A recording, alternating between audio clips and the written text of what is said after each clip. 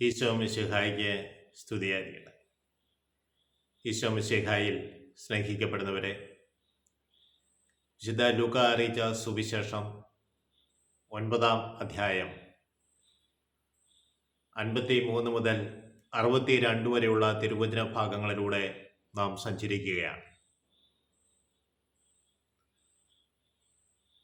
അവർ പോകുന്ന വഴിയിൽ ഒരുവൻ അവനോട് പറഞ്ഞു, നീ പോകുന്നിടത്തെല്ലാം ഞാൻ നിന്നെ അനുഗമിക്കും.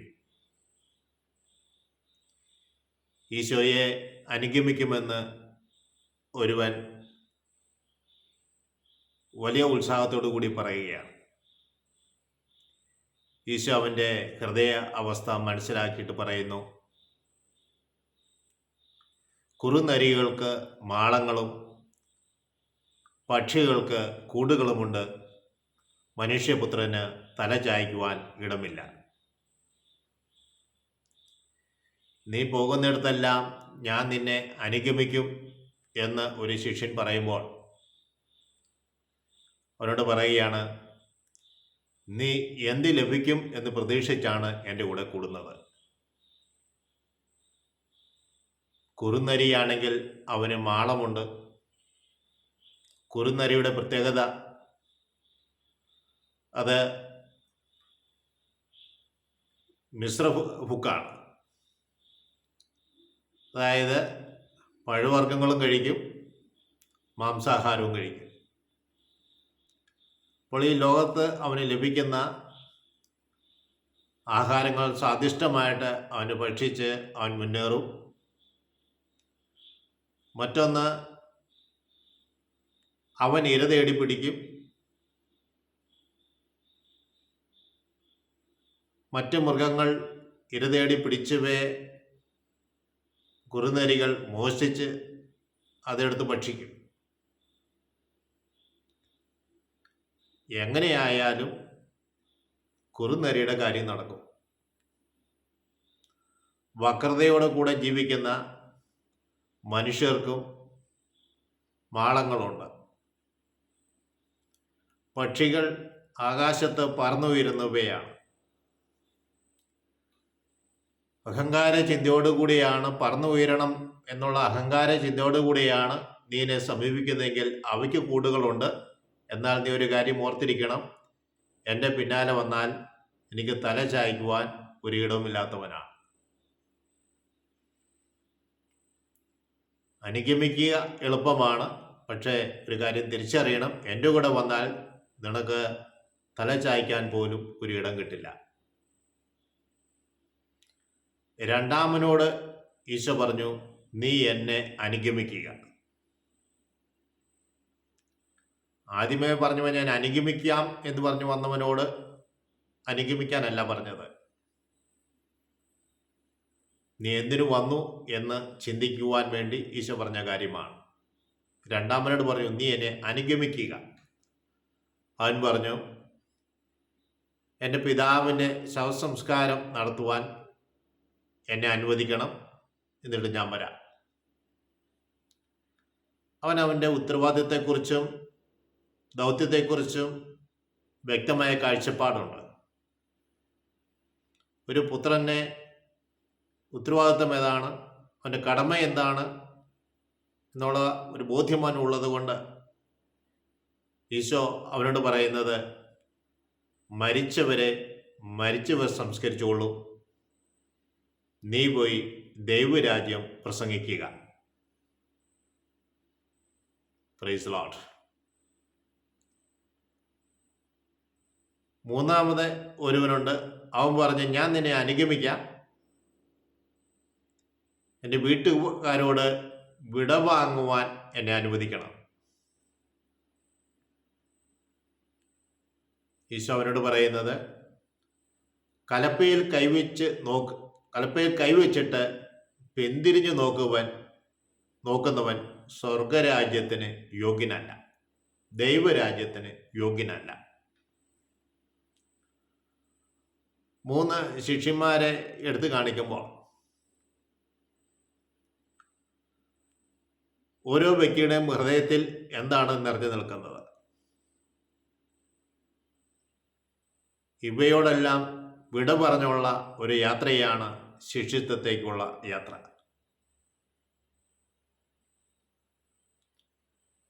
തല ചായ്ക്കുവാൻ ഇവിടമില്ലാത്തവന്റെ കൂടെയാണ് നീ വരാൻ പോകുന്നത്.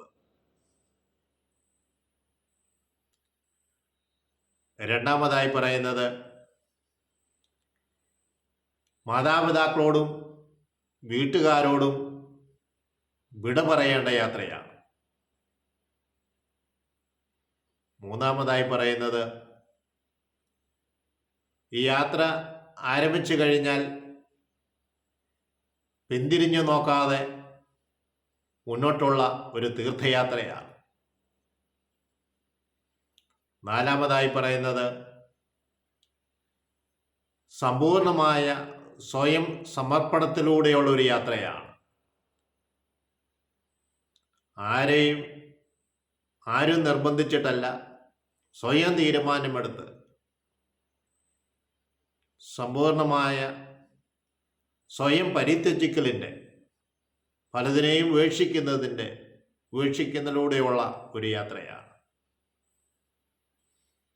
വീണ്ടും പറയുന്നത് നിന്റെ കുരിശെടുത്തുകൊണ്ടുള്ള ഒരു യാത്രയാണ്. നിന്റെ ജീവിതത്തിലെ കുരിശുകളെ നീ സ്വയം എടുക്കണം.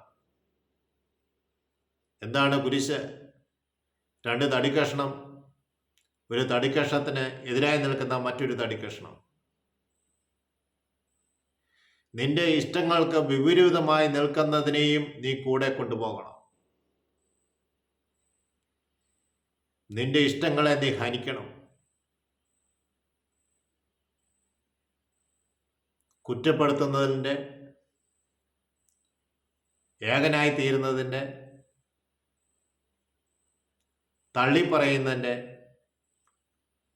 പുച്ഛിക്കുമ്പോൾ, അകാരണമായി പീഡിപ്പിക്കപ്പെടുമ്പോൾ ഇതെല്ലാം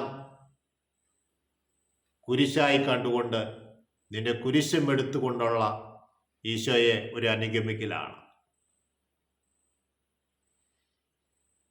മറ്റൊന്ന് നമ്മോട് ഈ വചനഭാഗത്തിലൂടെ സംസാരിക്കുന്നത്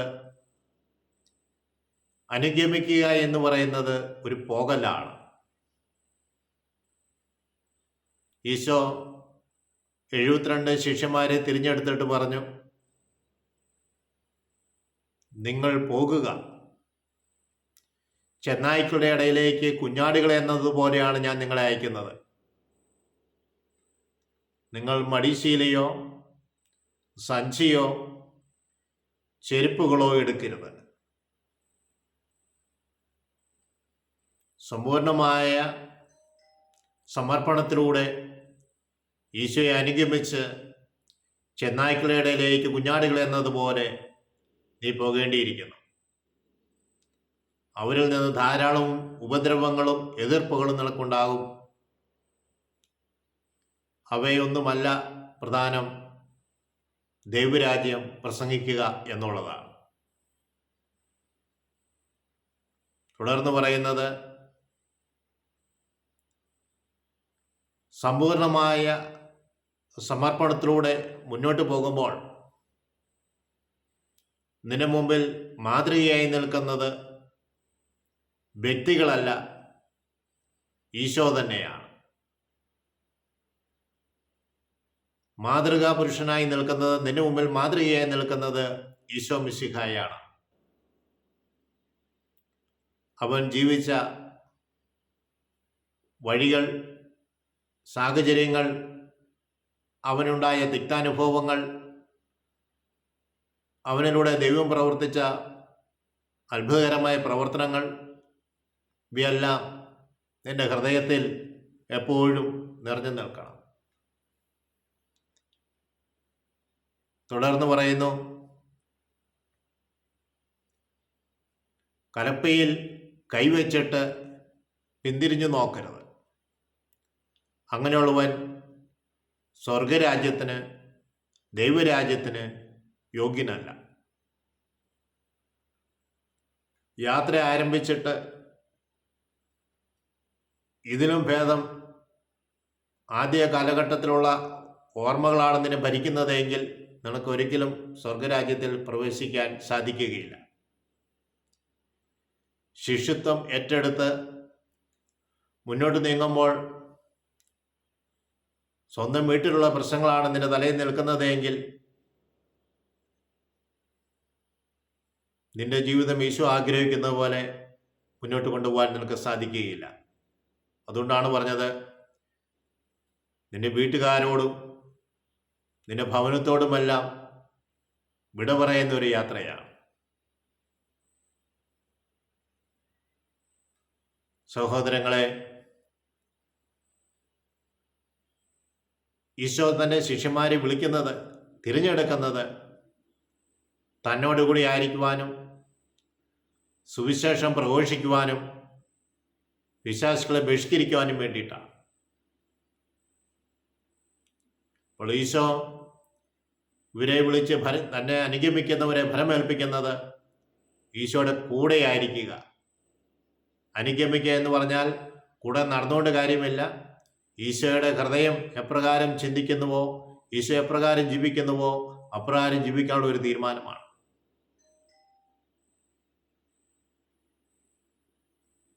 സുവിശേഷം പ്രഘോഷിക്കുമ്പോൾ, ദൈവരാജ്യം പ്രഘോഷിക്കുമ്പോൾ ഉണ്ടാകുന്ന അടയാളമാണ് പിശാചുക്കളുടെ ബഹിഷ്കരണവും രോഗികൾക്ക് സൗഖ്യവും.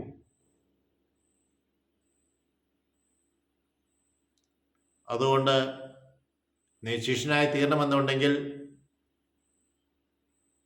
പുറകോട്ട് തിരിഞ്ഞു നോക്കാതെ മുന്നോട്ട് നോക്കി യാത്ര ചെയ്യണം. നിന്റെ ജീവിതത്തിൽ നഷ്ടപ്പെട്ടതെല്ലാം, നീ ഉപേക്ഷിച്ചതെല്ലാം ഉച്ഛിഷ്ടം പോലെ കരുതിക്കൊണ്ട് മുന്നോട്ട് യാത്ര ചെയ്യുക. അതൊക്കെ ഉച്ഛിഷ്ടമാണ്. അവയെ ഉണ്ടായിരുന്നെങ്കിൽ എന്ന് ചിന്തിക്കരുത്, അല്ല ഉപേക്ഷിച്ചു. ഹല്ലേലൂയ. സ്നേഹമുള്ളവരെ, ഈ തിരുവചന ഭാഗങ്ങൾ നമ്മളെ ഓർമ്മിപ്പിക്കുന്നത് യഥാർത്ഥമായ ഒരു ശിഷ്യനുണ്ടായിരിക്കേണ്ട മനോഭാവത്തെക്കുറിച്ചാണ്. സെമിനാരികളിലേക്കും സന്യാസഭവനങ്ങളിലേക്കെല്ലാം പോകുവാൻ വേണ്ടി ആയിരിക്കുന്നവർ ഓർക്കുക, നിന്നെ വളർത്തി വലുതാക്കിയ, നിന്നെക്കുറിച്ച് വലിയ പദ്ധതിയുള്ള ദൈവത്തിന് കൂടെയാണ് നീ സഞ്ചരിക്കാൻ ഒരുങ്ങുന്നത്. അവൻ വിളിച്ചാൽ വിളി സ്വീകരിച്ച് ദൈവരാജ്യ പ്രഘോഷണത്തിനായി അവൻ വിളിച്ചിട്ടുണ്ടെങ്കിൽ, നീ അത് ചെയ്യുന്നുണ്ടെങ്കിൽ നിനക്ക് ദൈവരാജ്യം ലഭിക്കും. Praise Lord. എന്നെ ശ്രവിക്കുന്ന എവരുടെ മേലും ദൈവത്തിൻ്റെ ആത്മാവിൻ്റെ ശക്തി സമർത്ഥമായി ഇറങ്ങട്ടെ എന്ന് പ്രാർത്ഥിക്കുന്നു. പിതാവിനും പുത്രനും പരിശുദ്ധാത്മാവിനും സ്തുതി.